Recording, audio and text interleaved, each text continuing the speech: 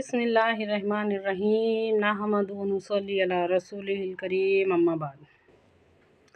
زندگی گزارنے کی جو بنیادی ضرورتیں، سب سے پہلی بنیادی ضرورت تو مقصد ہے۔ مقصد کے بعد جو بنیادی ضرورتیں ہیں، روٹی کپڑا اور مکان۔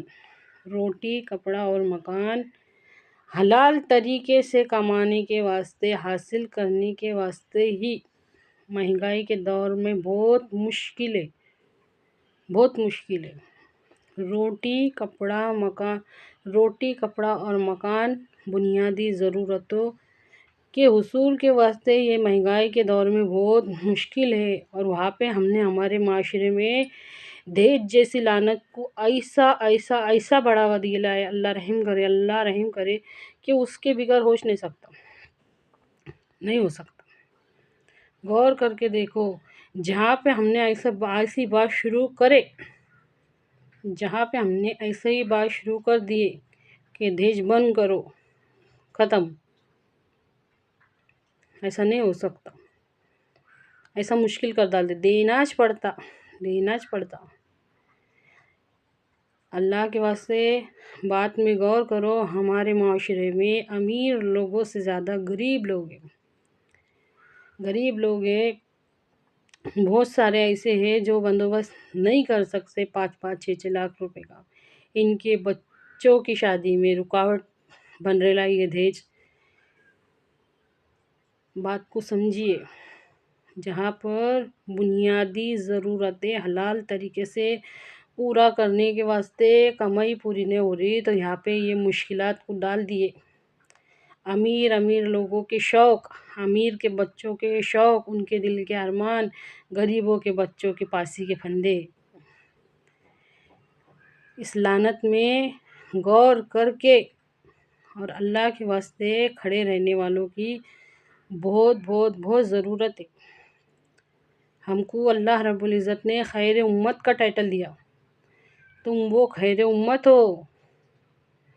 کون کس سے بہتر عمل کر کے آتا ہے، تو ہم نے یہ کام کرے۔ ہمارے بیچ میں نا سمجھی کی ایسے بڑے دیوارہ ہے کہ ہمارے سمجھ میں یہ بات نہیں آتی کہ ہم ایک دوسرے کے ساتھ دشمنی کر رہے، ہم اپنی نا سمجھی میں ہماری قوم کے لوگوں کو نقصان پہنچا رہے۔ یہ نقصان ہے، یہ بہت بڑا گناہ ہے۔ ہمارے نبی صلی اللہ علیہ وسلم کا ارشاد ہے کہ نکاح کو آسان کرو، ہم مشکل بنا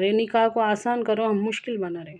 اور جتنا معاشرے میں نکاح مشکل ہوگا، اتنا آسان ہوگا، اور اس کے راستے اتنے کھلیں گے، اس کے راستے اتنے زیادہ کھلتے جائیں گے، اور اس کے ذمہ دار ہم سب ہوں گے۔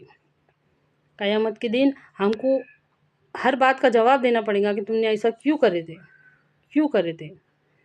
اپنے مطلب کے بات ہم کو ہر بات سمجھ میں آتی ہے، ہم کو یہ بات کیوں نہیں سمجھ میں آتی۔ اچھی طرح سے غور کیجئے اس بات میں۔ دہیج رحمت نہیں ہے، دہیج سنت نہیں ہے، دہیج لعنت ہے۔ لاکھوں کروڑوں کا دہیج اللہ کے رسول صلی اللہ علیہ وسلم نے ان کی بیٹی کو نہیں دیے تھے۔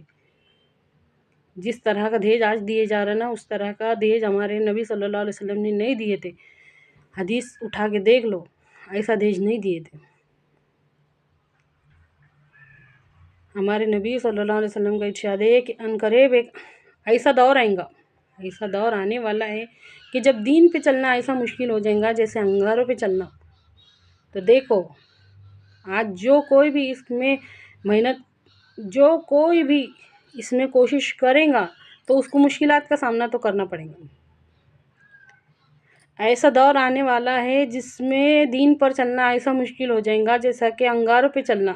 تو حقیقت میں آج اگر جو کوئی بھی اس کو مٹانے کی کوشش کرے گا تو اس کے واسطے مشکل آئیں گی، اس کے واسطے پریشانی آئیں گی، تو اس کو اللہ کے واسطے جھیلنا پڑے گا۔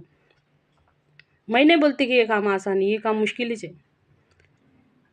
ہے، لیکن ہم کو اللہ کے واسطے، ہماری قوم کی غریب بچیوں کے واسطے،